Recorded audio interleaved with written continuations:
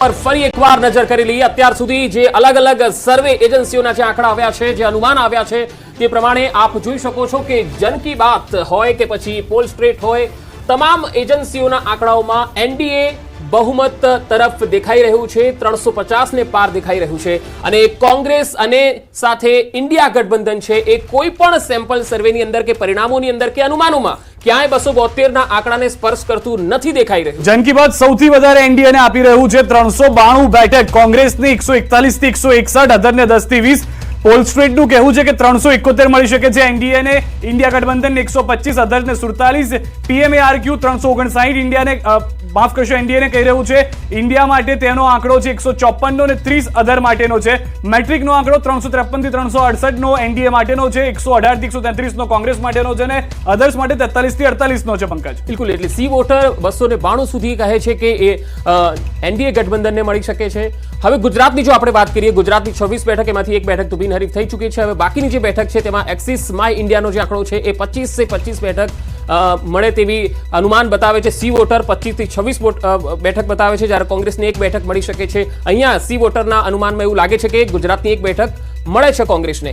સીએનએક્સમાં 26 થી 26 બેઠક, જ્યારે મેટ્રિકમાં 24 થી 26 બેઠક અને 2 બેઠકો કોંગ્રેસને મળે એવું અનુમાન દેખાડી રહ્યું છે, જ્યારે ચાણક્યની અંદર 26 થી 26 બેઠક એનડીએ ગઠબંધનને મળી રહી છે, બીજેપીને મળી રહી છે, એક પણ બેઠક અહીંયા કોંગ્રેસને નથી દેખાડી રહ્યું। તો આ તમામ જે સર્વે છે એમાંથી માત્ર 2 એવા સર્વે આવ્યા છે, સી વોટર અને મેટ્રિક, જેમાં કોંગ્રેસને 1 થી 2 બેઠકો મળે એવું અનુમાન દેખાઈ રહ્યું છે। એક રીતે પંકજ તમે એ રીતે જુઓ તો એક્સેસમાં ઇન્ડિયા પણ 0 થી 1 કહી રહ્યું છે, તો 6 જે અલગ અલગ પોલ છે 50-50 નો રેશિયો અહીંયા આગળ થઈ જાય છે કે જેમાંથી 6 માંથી 3 નું તો એવું માનવું છે કે એક બેઠક કોંગ્રેસને મળી શકે છે। હવે કઈ કોંગ્રેસ પ્લસ એટલે કે ઇન્ડિયા ગઠબંધનને મળી શકે છે, હવે કઈ હોય એ પણ એક મોટી વાત છે। અને અહીંયા આગળ એક ક્વિક રિએક્શન પણ લેવાનો સમય થઈ ગયો છે। મુકેશભાઈ પાસે જઈએ તે પહેલા મિતેશભાઈ એક ક્વિક રિએક્શન, અહીંયા જે 6 છે તેમાં 50-50 થઈ ગયું, હવે એક ખાતું તો ખુલે છે એવું કહેવું છે સર્વેમાં, કઈ એક બેઠક આપ જોઈ રહ્યા છો?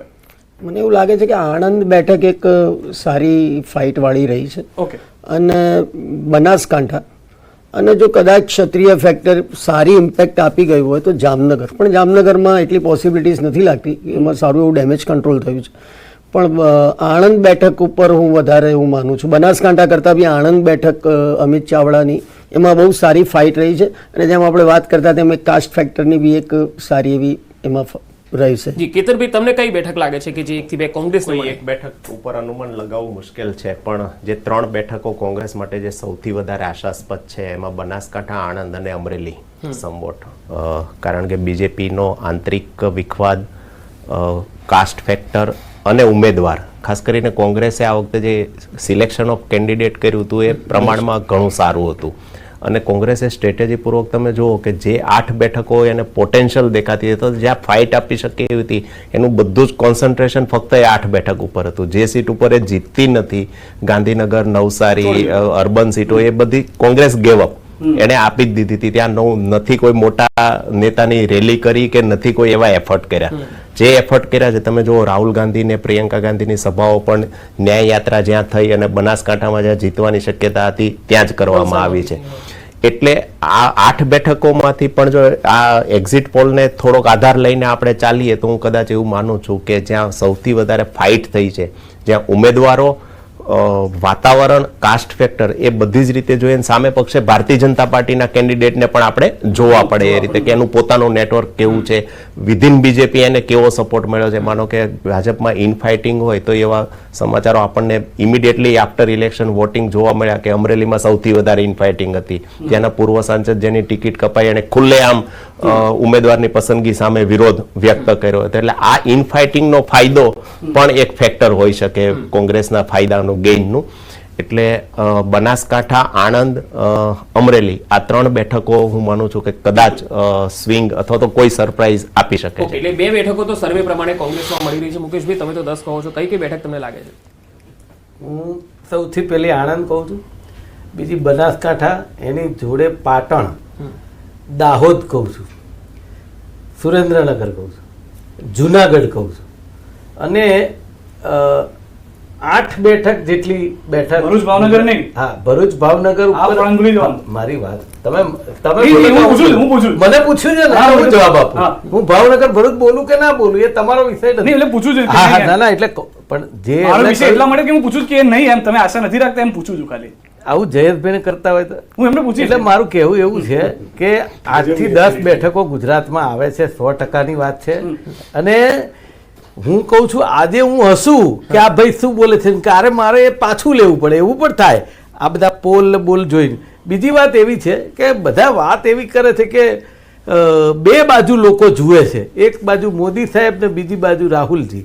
તો મને એવું થાય છે કે 2014માં જ્યારે સરકાર આવી ને એનડીએની એના પહેલાં દેશવ્યાપી આંદોલન થયું હતું અને એમાં આપણા લોકલાડીલા પ્રધાનમંત્રી સ્મૃતિબેન ઈરાની, બાબા રામદેવ, અન્ના હજારે અને અમારા ગઠબંધનમાં હતા એવા કેજરીવાલ આ બધાએ ભેગા થઈ અને 50 રૂપિયા પેટ્રોલ પેલા બાબા રામદેવ હમણાં સુપ્રીમ કોર્ટે સમયની કમી પણ મને મારી વાત જો તમે સમયની કમી મારામાં જ આવે છે કેમ? સીટ પૂરતું જ હતું એટલે હા, સમયની એટલે કમી મારું કેવું એવું છે કે તમે જે ગેરંટીની વાત કરી હતી 50 રૂપિયા પેટ્રોલ 400 રૂપિયા બાટલો એ પૂરી નથી થઈ અને હમણાં મહિનાથી જે જાહેરાત બંધ થઈ ગઈ ને Okay. અહમ વાળી એ મોદી કી ગેરંટી હે આ લોકો કંટાળી Okay, ગયા હવે જયેશભાઈ છેલ્લી Guarantee ટૂંકમાં vehicle ની હોય, આવી કોઈ ટૂંકમાં, guarantee એકદમ હોય. ટૂંકમાં.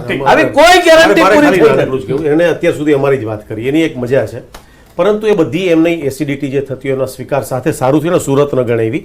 પણ એક વસ્તુ ચોક્કસ કહું છું 26 બેઠક જીતીએ છીએ અને એક જ માત્ર એનું કારણ તમને આપી રહ્યો છું કે વ્યક્તિમાંથી પરિવાર, પરિવારમાંથી ગામ અને ગામમાંથી જેમ રાજ્ય અને રાજ્યમાંથી રાષ્ટ્ર આ ચેતનામાં જનતા જનાર્દન અત્યારે મત આપી રહી છે.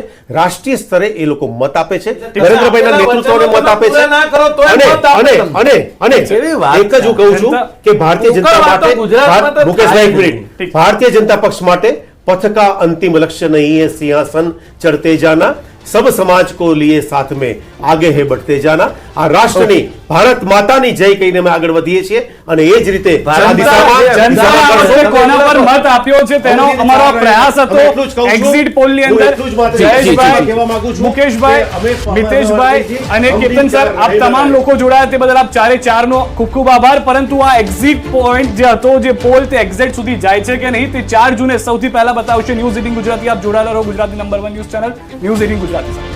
નમસ્કાર.